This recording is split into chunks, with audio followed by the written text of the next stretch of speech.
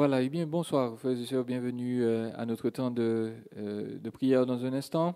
Nous désirons une nouvelle fois adorer notre Dieu, celui qui nous fait toujours triompher, celui qui nous a donné sa parole. Nous allons présenter ce temps en prière. Seigneur, merci de nous faire la grâce d'être là, toujours disponible. Merci parce que nos requêtes, lorsqu'elles montent vers toi, elles sont entendues. Tu as dit, invoque-moi et je te répondrai. Et Seigneur, je crois que c'est ce que tu fais encore aujourd'hui.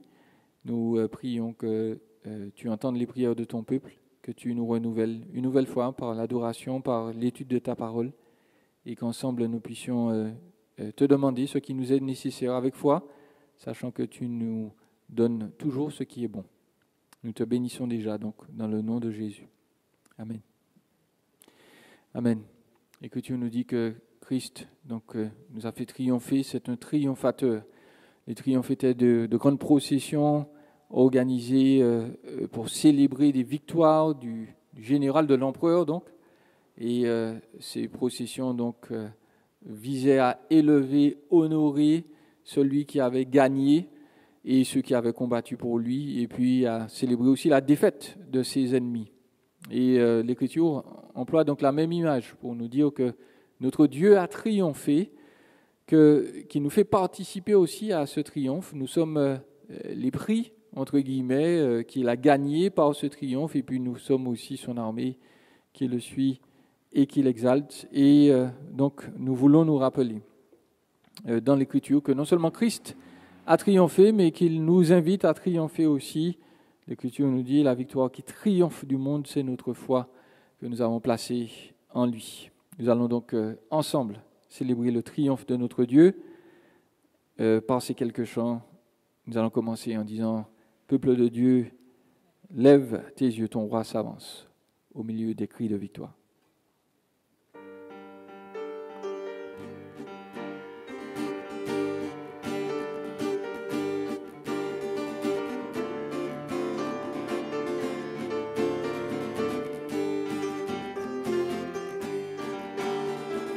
Peuple de Dieu, lève les yeux, ton roi s'avance au milieu des cris de victoire.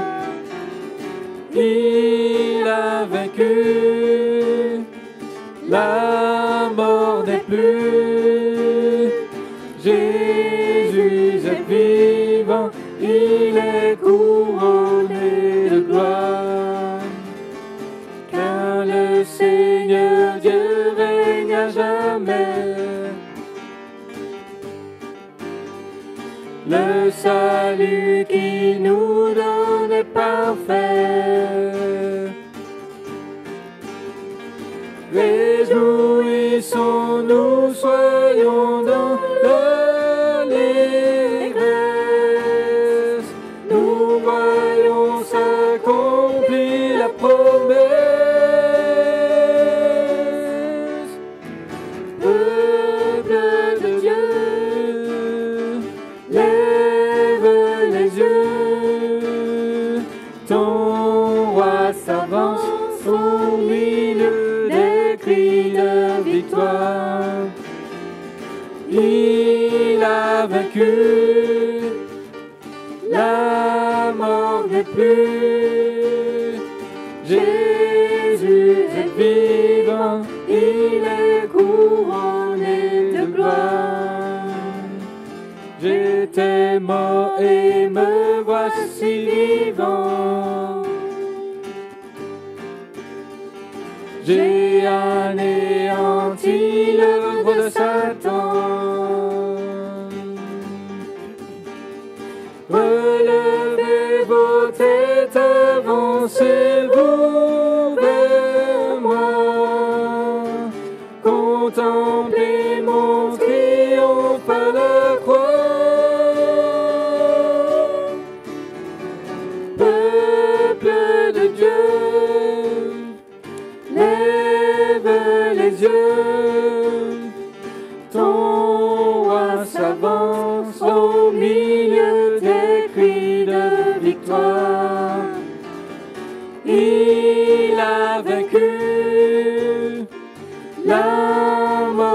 plus. Jésus est vivant, il est couronné de gloire.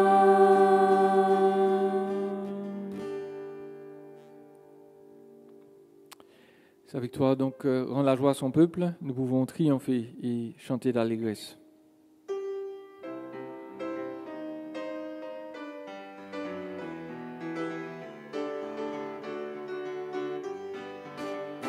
Triomphant, chantons d'allégresse, réjouissons-nous devant Dieu, qu'un chant de louange sans cesse à sa gloire monte en tout lieu. Triomphe, triomphe, tressaille de joie en ton Dieu. Triomphe, triomphe, tressaille de joie en ton Dieu. Chantons à celui qui s'avance dans les cieux éternels. Il fait entendre avec puissance sa voix, c'est le Dieu d'Israël. Triomphe, triomphe, tressaille de joie en ton Dieu. Triomphe, triomphe, tressaille de joie en ton Dieu. Il donne à son peuple victoire, puissance, force, liberté. À notre Dieu rendons la gloire, louons sa sainte majesté. Triomphe, triomphe, tressaille de joie en ton Dieu. Triomphe, triomphe, tressaille de joie en ton Dieu. De concert avec les saints anges, faisons retentir notre voix. Chantons à jamais les louanges de l'agneau divin mis en croix. Triomphe, triomphe, tressaille de joie en ton Dieu.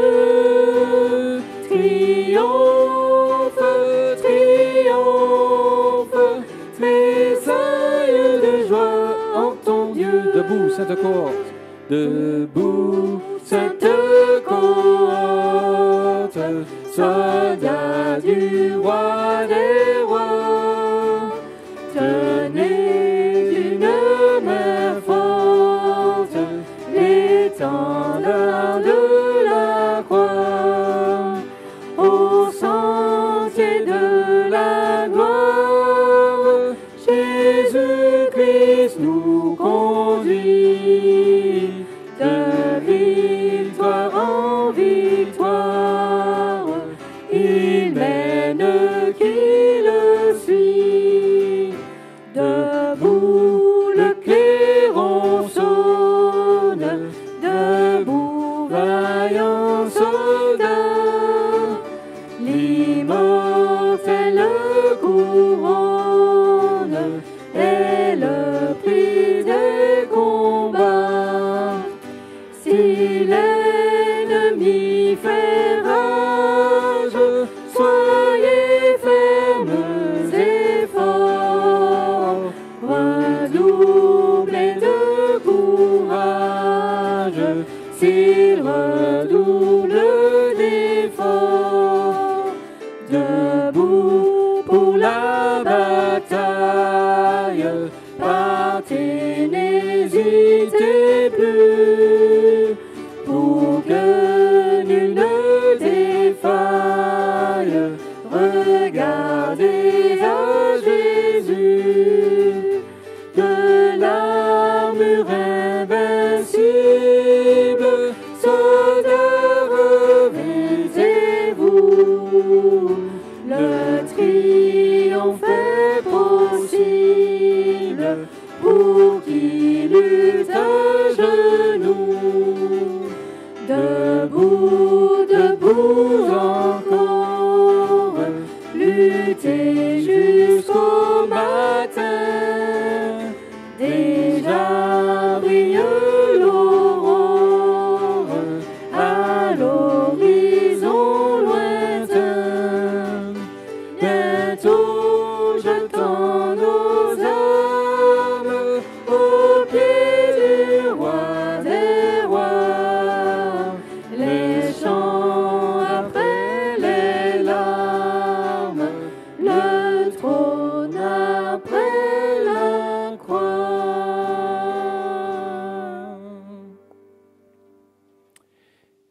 nous voulons conclure avec ce dernier chant qui nous rappelle comment triompher dans les combats sur la durée.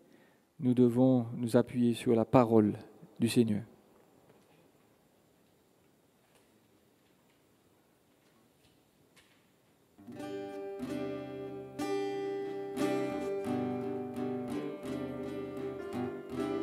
Pour triompher dans les combats, quelle est notre force ici-bas? Quelle est la divine lumière qui nous dirige et nous éclaire dans la nuit sombre de l'erreur? C'est la parole du Seigneur. Quel est le glaive à deux tranchants dont les coups sont assez puissants pour briser l'arme la plus dure et malgré la plus forte armure pour pénétrer jusque au cœur? C'est la parole du Seigneur.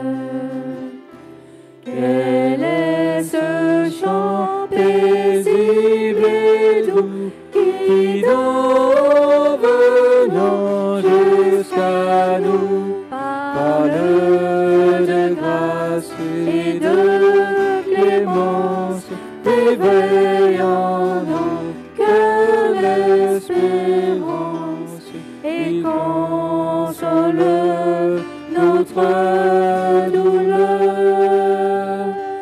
C'est la parole du Seigneur.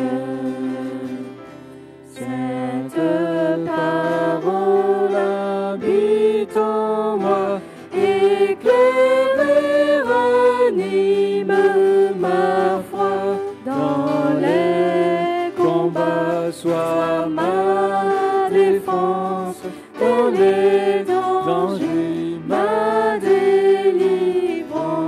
et que par toi je sois vainqueur.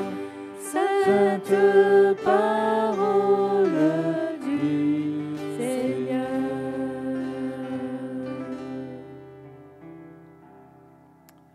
Amen. Puisse la parole de Dieu nous faire du bien ce soir.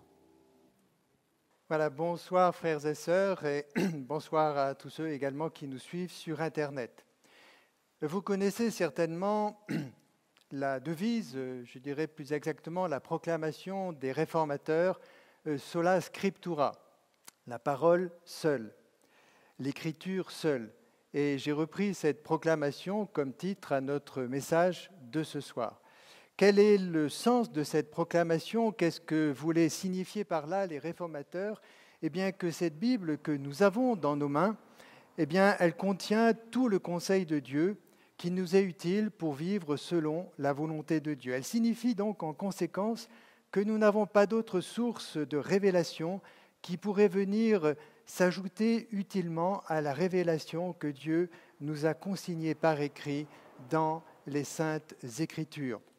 Que ce soit la tradition, par exemple, au temps des réformateurs, ou que ce soit, autre exemple, le fameux « l'Esprit m'a dit » que nous entendons souvent de nos jours. Je crois personnellement à la cessation des dons spirituels de révélation tels qu'ils nous sont décrits dans l'Écriture, dans le Nouveau Testament, après la période apostolique. En effet, les apôtres ont posé le fondement de notre foi, le fondement de la révélation. C'était leur mission. Et cette mission s'est achevée il y a maintenant environ 2000 ans.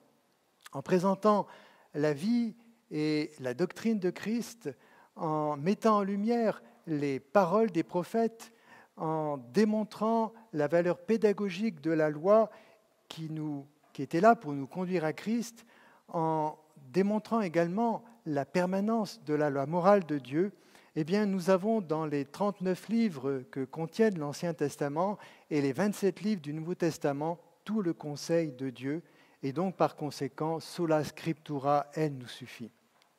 Notre responsabilité maintenant, frères et sœurs, eh bien, c'est de nous nourrir de cette parole en demandant à Dieu d'ouvrir notre intelligence, de nous illuminer, comme l'apôtre Paul l'exprime en Éphésiens 1, et je lis les versets 16 à 18, Éphésiens 1, versets 16 à 18.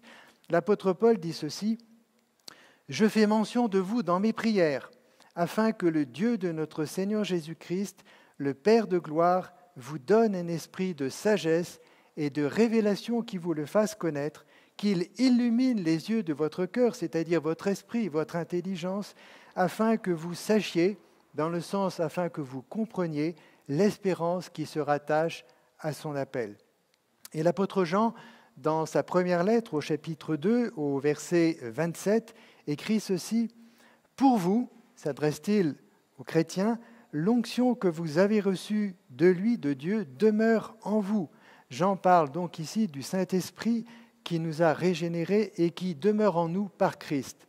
« Et vous n'avez donc pas besoin qu'on vous enseigne, car son onction vous enseigne toutes choses.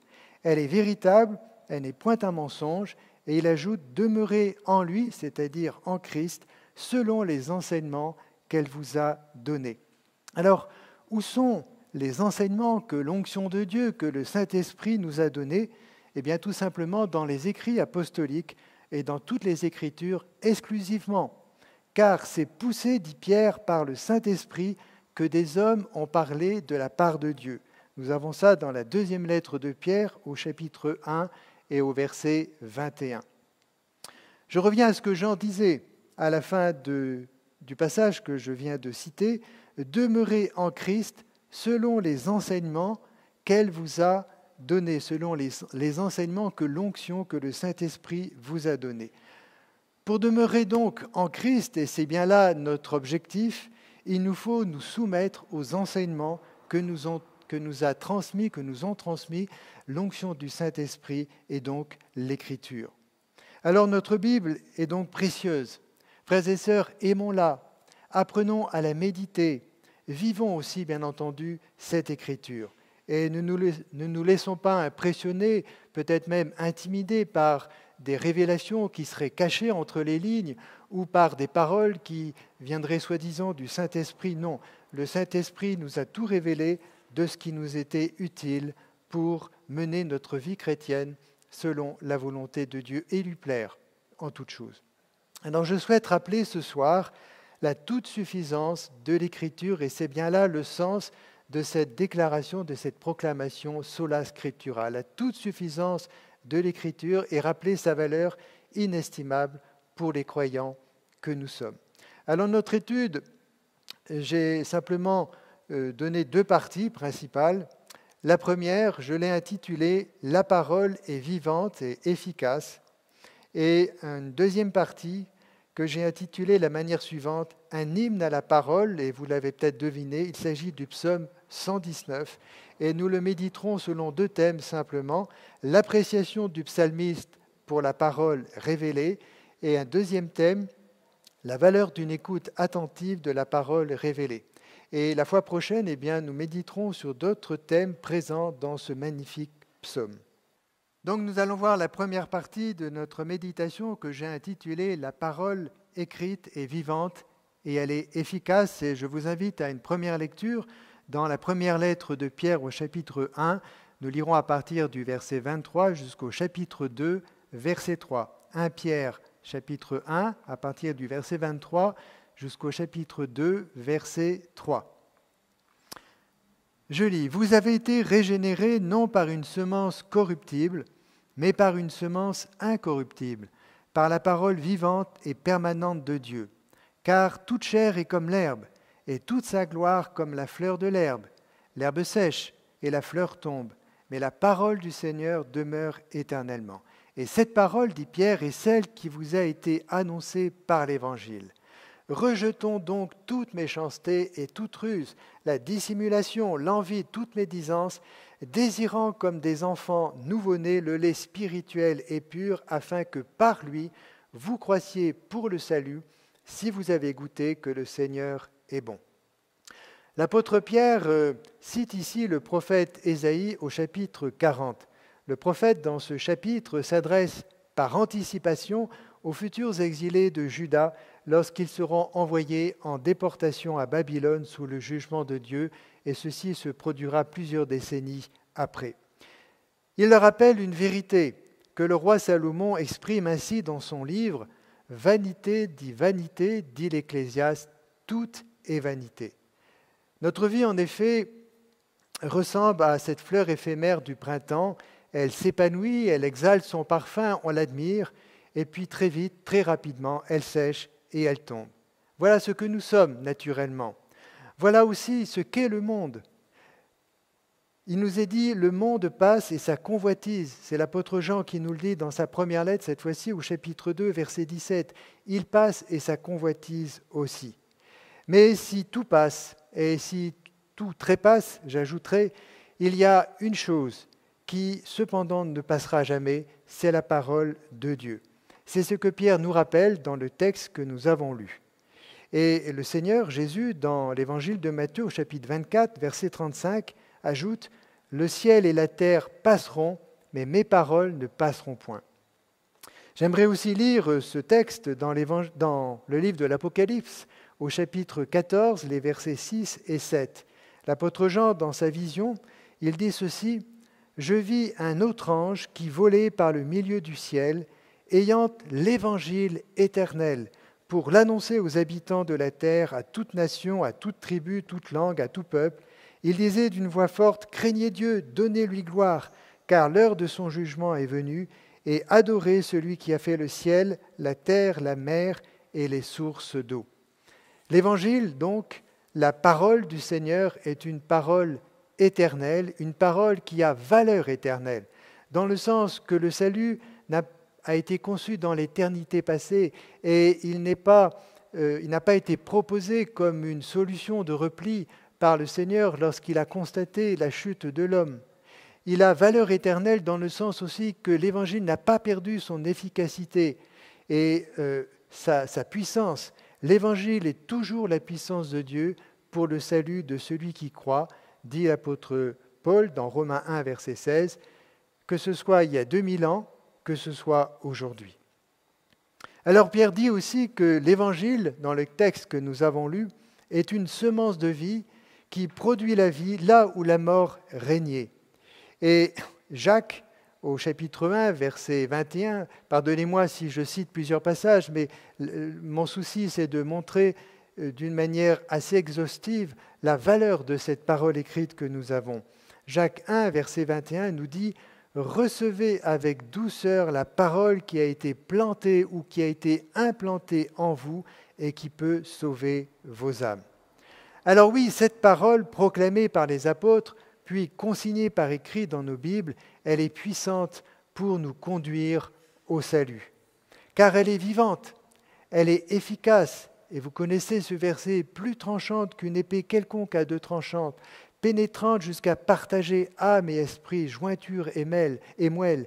Elle juge les sentiments et les pensées du cœur, et c'est l'auteur de l'Épître aux Hébreux au chapitre 4, le verset 12, qui nous dit ceci. Alors cette action de conviction, qui est profonde, qui est aussi radicale, elle est opérée par le Saint-Esprit qui utilise la parole de Dieu, la parole écrite comme une épée, pour nous amener à la repentance et au salut. L'apôtre Paul, dans sa deuxième lettre aux Corinthiens, au chapitre 2, au verset 17 et les versets suivants, écrit ceci. « Nous ne falsifions pas la parole de Dieu, mais c'est de la part de Dieu que nous parlons en Christ devant Dieu. » Et il ajoute un peu plus loin, au chapitre 3, de toujours 2 Corinthiens, au verset 3, il dit « Vous êtes manifestement une lettre de Christ, écrite par notre ministère, non avec de l'encre, mais avec l'Esprit du Dieu vivant, non sur des tables de pierre, mais sur des tables de chair, sur les cœurs. » Le prophète Jérémie avait annoncé de son temps que Dieu établirait une nouvelle alliance avec son peuple. Et nous avons cette annonce de cette nouvelle alliance au chapitre 31 et au verset 31 du livre de Jérémie. Et je lis ce texte prophétique où Dieu, par le prophète, dit ceci. « Voici les jours viennent, dit l'Éternel, où je ferai avec la maison d'Israël et la maison de Juda une alliance nouvelle. Et il ajoute, je mettrai ma loi au-dedans d'eux, je l'écrirai dans leur cœur, et je serai leur Dieu, et ils seront mon peuple. Celui-ci n'enseignera plus son prochain, ni celui-ci son frère, car tous me connaîtront, depuis le plus petit jusqu'au plus grand, car je pardonnerai leur iniquité. Ce que la loi n'a jamais pu faire, n'a jamais pu réaliser, eh bien l'évangile de Jésus-Christ l'a fait. Sous l'Ancienne Alliance, la loi restait toujours extérieure aux croyants, et le croyant ne parvenait jamais à la mettre en pratique, à vivre selon la loi. Un seul a accompli la loi parfaitement en démontrant durant toute sa vie une obéissance parfaite. Bien sûr, c'est notre Seigneur Jésus-Christ. Il est le seul juste selon la loi. Et sa justice légale, eh bien, il nous l'a imputée par grâce en vertu de sa mort substitutive à la croix. Romains 8, 3 déclare en effet, et vous connaissez ce texte, « Chose impossible à la loi, parce que la chair la rendait sans force, Dieu a condamné le péché dans la chair en envoyant à cause du péché son propre Fils dans une chair semblable à celle du péché. » Alors non seulement nous avons été régénérés, non seulement nous sommes nés de nouveau ou nés d'en haut par l'action vivifiante du Saint-Esprit, mais Dieu a gravé sa loi morale dans nos cœurs. Il l'a gravée. Elle n'est plus extérieure à nous. Ce n'est plus une réalité qui nous est extérieure, mais il l'a gravée dans nos cœurs. C'est une opération donc profonde, radicale, que Jérémie avait prophétisée et qui s'est accomplie par l'Évangile. Certes, notre vieille nature est toujours présente et nous avons à la combattre. Et l'apôtre Pierre nous l'a rappelé dans le texte que j'ai lu, que nous avons lu. Il dit « Rejetant donc toute méchanceté et toute ruse, la dissimulation, l'envie, toute médisance. » Et il ajoute « Désirant comme des enfants nouveau-nés le lait spirituel et pur, afin que par lui vous croissiez pour le salut, si vous avez goûté que le Seigneur est bon. » Alors, notre responsabilité consiste donc à laisser croître en nous cette parole de Dieu, car elle est vivante, elle est permanente, elle est éternelle, nous l'avons vu. Elle est vivante car elle contient la vie de Dieu. Elle est incorruptible car elle est permanente, elle ne peut pas se flétrir et elle ne passera jamais. Alors, frères et sœurs, en conclusion, qu'avons-nous besoin de plus ? Pourrait-il y avoir une parole supplémentaire nécessaire que celle que nous avons dans notre vieille Bible? Non, bien entendu. Nous avons tout le conseil de Dieu et cela nous suffit. Cela doit nous suffire et nous satisfaire. Et j'aimerais relire le témoignage qui est affiché au fond, à l'Église, qui est le témoignage de l'Église du Plateau. Toute l'Écriture est inspirée de Dieu. Littéralement, toute l'Écriture est soufflée par Dieu. C'est-à-dire qu'elle ne contient pas la parole de Dieu, mais elle est parole de Dieu parce qu'elle a été soufflée par Dieu. Toute l'Écriture donc est soufflée par Dieu et elle est utile pour enseigner, pour convaincre, pour corriger dans le sens de restaurer, pour instruire dans la justice, c'est-à-dire selon les voies de Dieu, dans la justice conforme à la volonté de Dieu, afin que l'homme de Dieu ou la femme de Dieu soit accompli et propre à toute bonne œuvre, soit accompli. C'est donc une œuvre parfaite que la parole écrite, que l'Écriture est capable de faire, bien entendu si nous marchons par la foi en nous soumettant à la parole de Dieu. Qu'avons-nous donc besoin de plus? Qu'avons-nous que nous n'ayons pas encore reçu? Alors j'aimerais faire une observation complémentaire avant de passer à la deuxième partie de notre étude. Je la tiens de Pascal Denot, qui est un serviteur de Dieu que j'apprécie personnellement et qui écrit dans un livre que nous avons à la bibliothèque. Il dit « Oui à sola scriptura, mais non à solo scriptura ». Alors qu'est-ce qu'il veut dire par ce jeu de mots? Tout simplement ceci, que nous n'avons pas à interpréter l'Écriture en solo. Moi et ma Bible, moi le Saint-Esprit et ma Bible, et puis ça me suffit, et j'y arriverai. Non. Une telle démarche est contraire à la volonté de Dieu. Dieu a choisi de nous édifier au travers des ministères qu'il a établis dans l'Église locale. L'enseignement dispensé au sein de l'Église locale, pour autant bien sûr qu'il soit fondé bibliquement et par d'autres moyens de grâce comme des formations bibliques de qualité, nous assure d'avancer dans la bonne direction. Alors c'est vrai, il y aura toujours des lacunes dans n'importe quelle église locale, mais Dieu éclairera toujours une église qui a le désir de se soumettre à l'Écriture. Et même dans nos vies, c'est la même chose. Si nous désirons nous soumettre à l'Écriture, eh bien, l'Esprit de Dieu nous éclairera et Dieu nous aidera à marcher conformément à sa volonté, à la comprendre et à nous y conformer. L'apôtre Pierre, toujours, écrit dans sa deuxième lettre au chapitre 1, verset 20, ceci, « Sachez tout d'abord, vous-même, dit-il, qu'aucune prophétie de l'Écriture ne peut être un objet d'interprétation particulière, c'est-à-dire personnelle ou privée. Ce n'est pas à chacun son interprétation. Je lis, je comprends ce que je comprends, et puis c'est bon. Non, il n'y a pas 36 vérités. Il y a certes des nuances dans les textes, dans l'Écriture, des nuances qui se complètent, parce que la parole de Dieu, elle est profonde, mais il n'y a pas de sens contradictoire. Nous édifier ensemble nous préserve donc de bien des égarements. Alors donc, oui, sola scriptura et non solo scriptura. Voyons maintenant la deuxième partie de notre étude que j'ai intitulée « Un hymne à la parole ». Donc, méditons quelques instants sur le psaume 119. Alors, sauf erreur de ma part, il me semble que c'est le chapitre le plus long de toute l'Écriture. Il comporte, vous pourrez le vérifier, 176 versets. C'est aussi un psaume alphabétique. Chaque strophe, il y en a 22, chaque strophe se compose de 8 versets qui tous commencent par la même lettre de l'alphabet hébraïque. Chacun des 8 versets, par exemple, de la première strophe commence par la première lettre de l'alphabet hébraïque, Aleph. Chacun des 8 versets de la deuxième strophe commence par la deuxième lettre de l'alphabet hébraïque, Bet. Et ainsi de suite jusqu'à la dernière lettre, le Tav. Alors, face à cette disposition que le Seigneur a inspirée, eh bien, que pouvons-nous en déduire ? Je vous donne en quelque sorte quelques suggestions. Est-ce que cela ne veut pas dire que le témoignage de l'écriture, de la Sainte Écriture est complète, que ce témoignage est complet, qu'il est suffisant pour nous éclairer, pour nous guider sur le chemin de la vie, du début de notre vie jusqu'à la fin de notre vie? Est-ce que ça ne veut pas souligner aussi que l'Écriture devrait remplir chaque instant de nos vies? Est-ce que ça ne voudrait pas dire que l'Écriture demeure valable pour toutes les générations? Elle ne passe pas, le Seigneur Jésus l'a dit, elle ne prend pas une seule ride.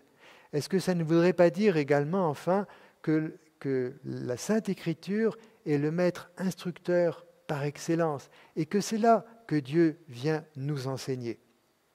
Alors, plusieurs thèmes sont présents dans le psaume, je l'avais rappelé tout à l'heure, et ce soir, nous nous arrêterons sur 2 thèmes.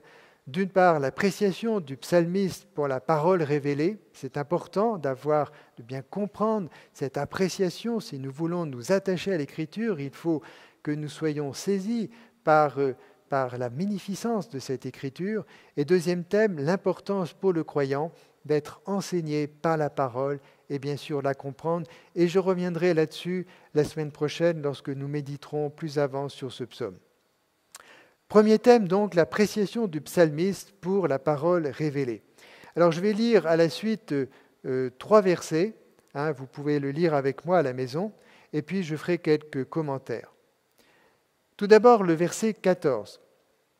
« Je me réjouis, dit le psalmiste, en suivant tes préceptes, comme si je possédais tous les trésors. » Et il vaut la peine de méditer lentement. Reprenez-le à la maison sur chacun de ces versets. Je le dis pour moi-même et je vous invite à le faire. Je me réjouis en suivant tes préceptes comme si je possédais tous les trésors. Et le psalmiste, c'est évident, ne dit pas ça pour faire beau dans l'Écriture, mais parce qu'il le pense, il le vit réellement. Verset 72, « Mieux vaut pour moi la loi de ta bouche que 1000 objets d'or et d'argent. » Et 1000 dans l'Écriture désigne toujours un grand nombre.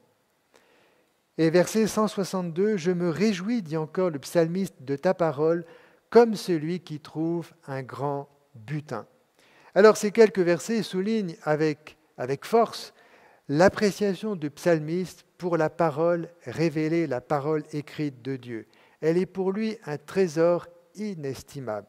La posséder, la méditer bien sûr, et s'y soumettre, vaut plus que toutes les richesses du monde. Alors une question évidente, quel est mon rapport personnel à la parole de Dieu ? Est-ce que cette parole, est-ce que cette vieille Bible que j'ai, est-ce qu'elle me suffit ? Quelle est mon appréciation des Saintes Écritures ? Est-ce que je trouve en elles force, réconfort, lumière pour éclairer ma route ?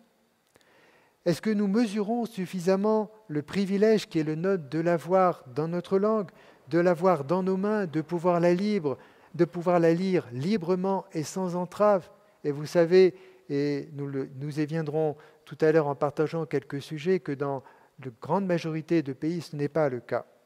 C'est parce que des hommes et des femmes ont eu, et ils ont encore, une telle appréciation de la parole révélée qu'ils sont partis et qu'ils partent encore aujourd'hui pour la proclamer dans des régions lointaines et pour la traduire dans des langues inconnues.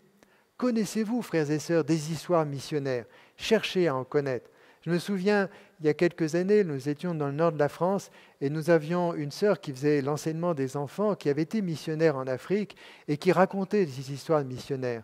Nos enfants étaient bouche bée, ils buvaient ces paroles et c'est vrai que lorsqu'on lit des histoires missionnaires, on est stimulé parce qu'on est en face d'hommes et de femmes ordinaires, mais qui ont donné leur vie pour que d'autres peuples puissent avoir l'écriture de Dieu. Alors, allons puiser dans la bibliothèque de l'Église, recherchons des livres. Je sais que sur la mission, il n'y en a pas beaucoup, mais peut-être que dans vos bibliothèques personnelles, vous avez des ouvrages, peut-être recouverts de poussière. Allez, dépoussiérez-les et lisez ces livres, et vous en serez fortifiés, j'en suis convaincu. Lisons encore quelques versets de ce psaume 119, verset 16. Le psalmiste dit « Je fais mes délices de tes statuts », c'est-à-dire de la parole.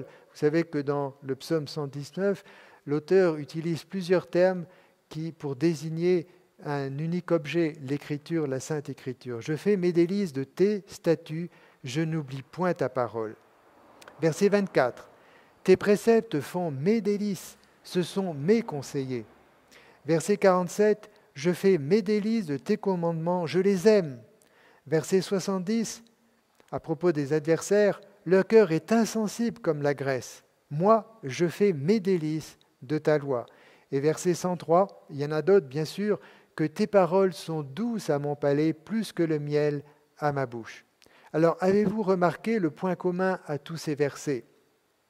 Eh bien, c'est le mot « délice » ou une expression qui lui est proche, comme dans le dernier verset, le verset 103. Quand il médite les Écritures, eh bien, le psalmiste y trouve un plaisir immense. Alors, une question qui s'impose à moi, qui nous est posée à tous devant l'Écriture, comment vivons-nous les moments que nous passons avec notre Bible, que ce soit dans notre particulier ou que ce soit dans nos rencontres fraternelles ou dans nos réunions d'église ou que ce soit via Internet quand il y a des difficultés de réunion. Est-ce que l'écoute de la parole me lasse un peu ? Oui, je la connais, cela fait des années que je la lis, je l'ai lue je ne sais plus combien de fois. Bon, c'est toujours la même chose, je sais ce qui va se passer, je lis un texte et je sais que 2 textes après, je sais ce que je vais trouver. Est-ce que l'écoute de la parole me lasse un peu ou est-ce qu'au contraire, j'y trouve un ressourcement à chaque fois que je l'ouvre et que je la lis ? Et frères et sœurs, si vous voulez trouver ce ressourcement, eh bien, demandez-les au Seigneur. Demandez au Seigneur qu'il vous parle au travers de sa parole. Nous avons lu tout à l'heure, c'est ce que l'apôtre Pierre disait, qu'elle est vivante, qu'elle est permanente, qu'elle est valable donc pour toutes les générations. Si au début de notre vie chrétienne, la lecture d'un feuillet du calendrier pouvait nous satisfaire et remplir notre journée, qu'en est-il après plusieurs années de vie chrétienne ? Est-ce que nous en sommes toujours à demander les premiers rudiments des oracles de Dieu. Est-ce que cela nous suffit? Est-ce qu'il ne faut pas nous en donner plus parce que ça va nous dépasser? Rappelons-nous les paroles de Pierre dans le texte que j'ai lu précédemment. 1 Pierre chapitre 2 verset 2, il dit « Désirez le lait spirituel et pur de la parole, afin que par lui vous croissiez pour le salut, c'est-à-dire sur le plan spirituel, dans votre relation avec Dieu. » L'expression « lait spirituel » ne renvoie pas à une connaissance mesurée, une connaissance limitée de la parole. Non, Dieu ne veut pas que nous nous en restions au premier rudiment des oracles de Dieu. Il le dit d'ailleurs dans d'autres passages de l'Écriture. Il veut plus pour nous. Il veut que nous nous habituions à de la nourriture solide. Le lait renvoie ici, dans ce texte de l'apôtre Pierre, à une attitude comparable à celle du nouveau-né qui attend avec impatience le lait maternel. Il a soif, il a besoin de ce lait pour grandir. Alors, quand il vient téter, il le fait avec désir, avec délice, avec soif. Est-ce que c'est comme ça que nous nous approchons de l'Écriture? Est-ce que nous désirons lire l'Écriture, la méditer avec cet état d'esprit? Le mot important de l'exhortation de Pierre, c'est le mot « désirer ». Et au verset 20 du psaume 119, cette fois-ci, nous lisons ceci. Le psalmiste dit « Mon âme est brisée par le désir qui toujours la porte vers tes lois ». C'est fort ça, comme parole. « Mon âme est brisée par le désir qui toujours la porte vers tes lois ». Est-ce que la parole de Dieu, à laquelle nous sommes habitués depuis de nombreuses années pour la plupart d'entre nous, est-ce qu'il y a toujours plus ou moins une distance, une sorte de distance avec elle, ou est-ce que ouvrir l'Écriture, lire la parole de Dieu, la lire dans notre particulier ou dans nos réunions d'église, est-ce que c'est un moment intense pour nous, un moment que nous allons vivre d'une manière importante parce que Dieu a choisi de se révéler au travers de sa parole écrite? Est-ce que c'est ça notre désir? Le cœur du psalmiste ne pouvait résister à l'autorité et à la vérité de la parole de Dieu. Et cette écriture exerçait sur lui une action certes contraignante, mais salutaire, qui le préserva de bien des égarements. Qui est-ce qui inspire donc, qu'est-ce qui façonne primordialement ou prioritairement mes pensées, nos pensées? Est-ce que c'est l'écriture de Dieu ou est-ce que c'est la télé, l'Internet, nos réseaux sociaux préférés? C'est une question que nous devons nous poser. Est-ce que nous cherchons à apprendre à connaître Dieu au travers de l'Écriture ou alors en nous nourrissant de tout ce qui circule, par exemple, sur Internet? Et cette question nous amène au deuxième thème de notre méditation du psaume 119, le deuxième thème que j'ai intitulé « La valeur d'une écoute attentive de la parole révélée », c'est-à-dire l'importance pour le croyant d'être enseigné par la parole de Dieu et la comprendre. Alors nous allons lire, comme tout à l'heure à la suite, une série de quelques versets. Tout d'abord le verset 12. « Béni sois-tu, ô Éternel, enseigne-moi tes statuts. Je loue le Seigneur, mais je veux apprendre de lui. » Verset 15. « Je médite tes ordonnances, j'ai tes sentiers sous les yeux. » Ça, c'est important. La parole de Dieu est une lampe à nos pieds. Nous connaissons ce verset. Elle nous montre le chemin que nous devons suivre. Peut-être qu'elle ne va pas nous dire s'il faut aller à droite ou à gauche de l'arbre qui est au milieu du champ que je dois traverser. C'est vrai, Dieu nous a donné une intelligence. Mais elle nous montre un chemin sûr et la parole de Dieu nous donne un chemin sûr que nous devons suivre. Je médite tes ordonnances, j'ai tes sentiers sous les yeux. Verset 33. « Enseigne-moi, Éternel, la voie de tes statuts pour que je la retienne jusqu'à la fin. » Il y a une question de persévérance ici. Verset 66. « Enseigne-moi le bon sens et l'intelligence, car je crois à tes commandements. » Oui, je ne vais pas trouver dans l'Écriture la marque de la voiture que je dois acheter, c'est évident. Mais j'ai besoin, par l'Écriture, de trouver que le Seigneur me donne, au travers de sa parole, du bon sens, de l'intelligence, parce que je crois aux commandements de l'Écriture. Verset 102, « Je ne m'écarte pas de tes lois, car c'est toi qui m'enseignes. Est-ce que lorsque nous lisons la parole de Dieu, nous sommes, selon l'expression latine, j'aime beaucoup, coram Deo, est-ce que nous sommes devant Dieu? Est-ce que nous sommes conscients que lorsque nous lisons la parole de Dieu, lorsqu'elle est prêchée à l'Église, c'est la parole que Dieu nous adresse? Est-ce que nous sommes conscients de cela? Verset 105, « Ta parole donc est une lampe à mes pieds, lumière sur mon sentier. » Nous connaissons donc ce verset, certainement par cœur.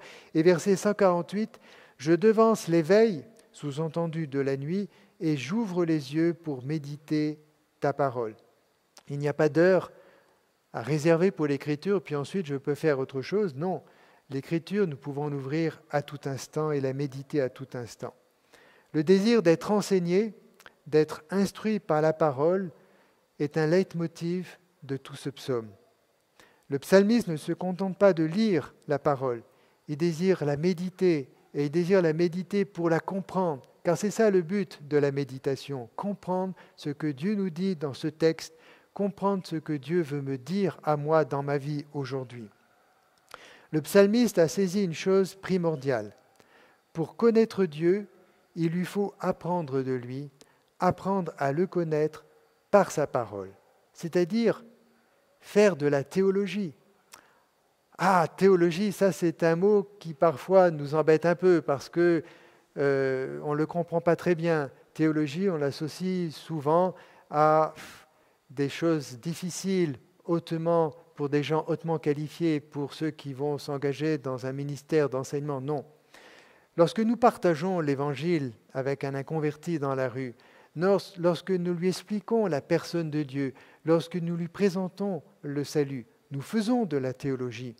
Lorsque nous discutons avec un témoin de Jéhovah pour lui démontrer la valeur, la réalité, la vérité de la Trinité, quand nous discutons avec lui sur la divinité de Jésus-Christ, nous faisons de la théologie. Et nous avons besoin d'en faire, nous avons besoin de connaître notre Bible, nous avons besoin de connaître et d'approfondir notre connaissance de Dieu. Si notre théologie, c'est-à-dire si notre compréhension de l'Écriture est sommaire ou déficiente, alors nous ne pourrons pas tenir ferme face aux ruses du diable et aux séductions du diable. Car le combat spirituel, le siège du combat spirituel, c'est d'abord là. Il n'y a rien de plus difficile d'enlever qu'une pensée fortement ancrée dans notre esprit.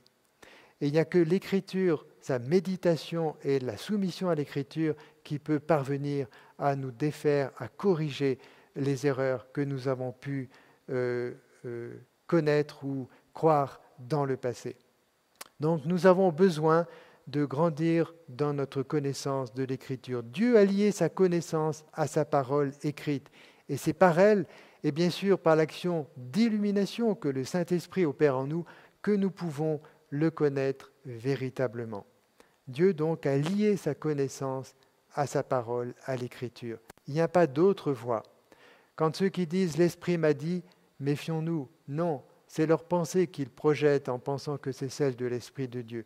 Le Saint-Esprit a inspiré 66 livres. Ils sont là. Il n'y en a pas d'autres. Certes, connaître les vérités concernant Dieu ne suffit pas. Il faut mettre en pratique la parole. Connaissons ce que Jacques nous dit dans son épître, mais le psalmiste qui a écrit le psaume 119 le dit également, et je terminerai par ces deux versets, versets 59 et 60. Il dit « Je réfléchis à mes voies et je dirige mes pieds vers tes préceptes. » Et il ajoute « Je me hâte, je ne diffère point d'observer tes commandements. » Le psalmiste est saisi par l'Écriture, il sait que c'est Dieu qui lui parle, et donc il s'engage à se soumettre à ce que Dieu lui dit dans la parole. « Je me hâte, je ne diffère point d'observer tes commandements. » Alors que ce soit une exhortation pour nous, que nous puissions, dans notre méditation de la parole de Dieu, lui demander la grâce de nous soumettre à ce qu'elle nous dit, d'apprendre à suivre les voies de Dieu selon l'enseignement que le Saint-Esprit nous a laissé au travers de l'Écriture sainte.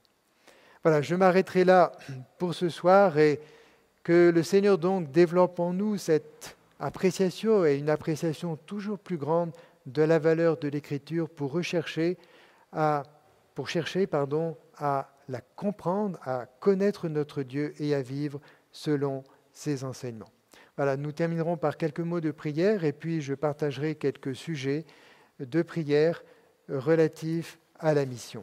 Donc inclinons nos têtes et demandons au Seigneur de bénir sa parole dans nos cœurs. Seigneur notre Père, notre Dieu, nous voulons nous incliner devant toi et te remercier pour cette écriture que tu nous as laissée. Seigneur, merci parce qu'elle est toute suffisante, elle est pleinement suffisante. Et nous avons besoin, Seigneur, de nous régaler de ta parole comme de mets gras et succulents. Nous avons besoin, Seigneur, de trouver cet enthousiasme chaque fois que nous l'ouvrons, comme ce psalmiste qui faisait ses délices de ta parole. Seigneur, tu sais que les années ont pu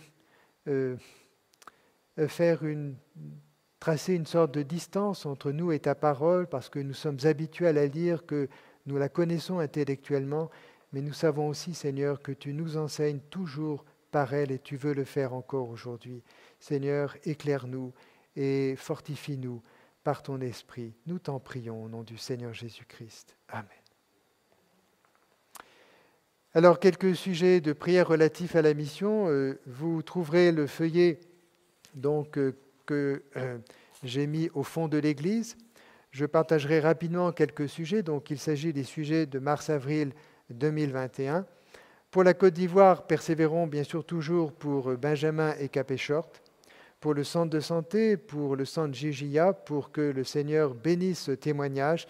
Et n'oublions pas de prier pour cet ouvrier qui a été embauché à ce centre, pour que le témoignage qui lui est rendu amène cet homme au salut.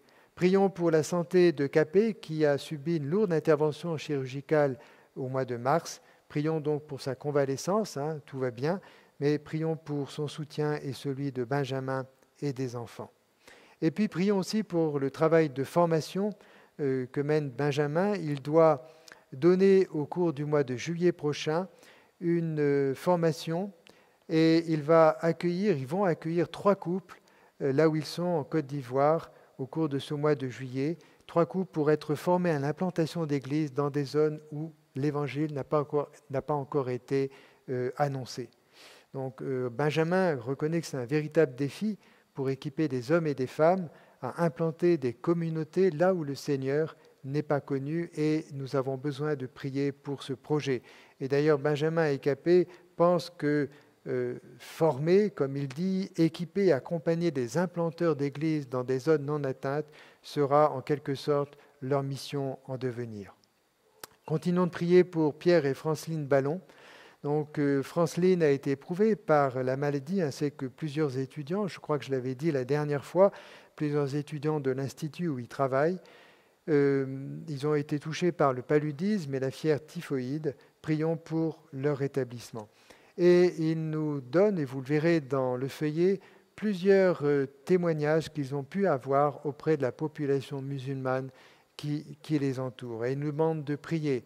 Ils nous parlent de conversion, mais vous savez que quand un musulman se tourne vers le Seigneur, il y a tout de suite des ennemis, des adversaires dans sa propre famille, dans les villages, tout se sait rapidement et c'est très difficile. Donc, ils ont besoin de nos prières et Pierre et Franceline demandent que nous demandions au Seigneur qu'il leur donne de la sagesse dans le contact avec ceux qui les entourent. Prions pour Sim Mali maintenant, pour Alain et Christiane Soudrin. Donc, ils ont eu une formation en février au Cameroun, à Yaoundé. Il y a eu beaucoup de participants, tout s'est bien passé et ils demandent donc de prier pour les suites de cette formation de manière à ce que ces futurs pasteurs puissent être bien équipés pour continuer le travail là où le Seigneur les a placés. Prions aussi pour les responsabilités d'Alain en tant que directeur par intérim de la mission Sim Mali. Il a besoin de sagesse. Il y a beaucoup de défis, il faut répondre aux coups de téléphone nombreux, prendre des rendez-vous multiples, des entretiens avec chaque missionnaire, et ce n'est pas facile. Il faut conseiller, il faut comprendre ce qu'il se passe. Les missionnaires sont seuls sur un terrain inconnu souvent et ils ont besoin de trouver auprès de leurs conseillers du réconfort, de la sagesse. Prions pour cela. Alain et Christiane nous signalent que début avril, donc ce mois-ci, ils ont eu une rencontre CIM regroupant tous les missionnaires CIM pendant 5 jours. Et ils demandent de prier pour qu'ils puissent, nous demander de prier pour qu'ils puissent saisir la pensée de Dieu pour le travail à venir donc dans cette région de l'Afrique. Continuons de prier pour Hilary de Neufchâtel qui poursuit sa formation en tant que conseillère en traduction avec la SIL, la Société internationale linguistique. Et puis prions pour la mission Guyane. Paul Amaïcon a donné récemment des nouvelles du témoignage en Guyane et je vous cite les requêtes qu'il nous laisse.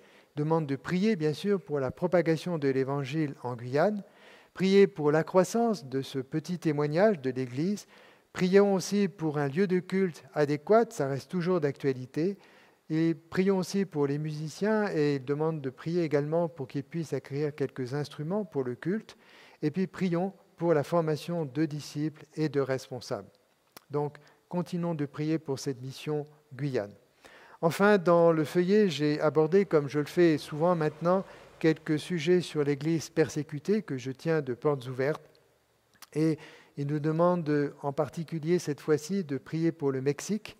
Vous lirez le détail dans le feuillet, mais dans les sociétés amérindiennes, comme dans bien d'autres pays d'ailleurs, la conversion et la pratique du culte chrétien sont considérées comme une trahison et un affront à l'identité indigène. Et ceux qui se convertissent, qui franchissent ce pas, subissent une hostilité assez forte. Et on leur prive d'eau potable, on les expulse de leur village. Ils ont besoin de prier, donc prions pour les chrétiens amérindiens du Mexique. Prions aussi pour la population, pour les chrétiens en général du Mexique, qui sont persécutés et notamment qui sont confrontés au cartel de la drogue.